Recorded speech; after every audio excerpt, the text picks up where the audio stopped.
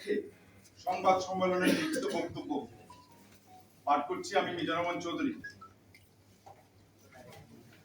সম্মানিত সাংবাদিকবৃন্দ, আসসালামু আলাইকুম।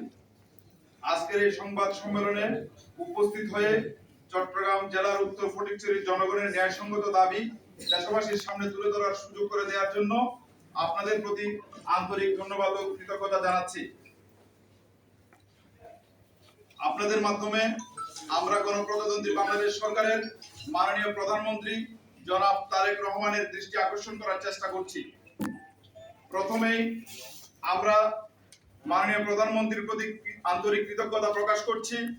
তার নেতৃত্বে 2121তম নিখার সবাই বাংলাদেশের 501 নম্বর উপজেলা হিসেবে ফটিকছড়ি উত্তর উপজেলার অনুমোদন হয়েছে।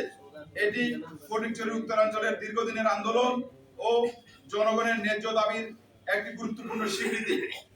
মূলত বিদ্যমান ফটিকছড়ি উপজেলার সদরের সঙ্গে অবস্থানগত দূরত্বের কারণে উপজেলা সৃষ্টির পর থেকে নানানভাবে বৈষম্য ও অবহেলার শিকার হয়ে আসছে উত্তর ফটিকছড়ি জনগণ।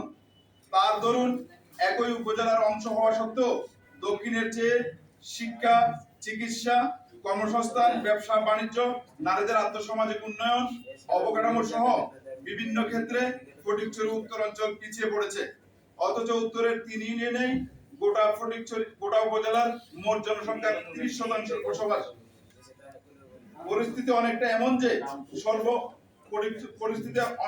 যে সর্ব উত্তরের 3 ইউনিয়ন বাগানবাজার, দাঁতমারা, নারায়ণহাটের কোন বাসিন্দা উপজেলা সদরে একবার আসা যাওয়া করতে পুরো দিন চলে যায়। পাশাপাশি প্রশাসনিক কাজের লাগামহীন ভোগান্তি তো আছেই। ফটিকছড়ি উত্তরের বাসিন্দাদের দীর্ঘদিনের এই ভোগান্তির অবসানের জন্যই উত্তরের 3টি ইউনিয়নের সাথে বুসপুর ইউনিয়নকে নিয়ে বাগানবাজার, দাঁতমারা, নারায়ণহাট ও বুসপুর মিলে নতুন উপজেলা গঠনের দাবি ওঠে।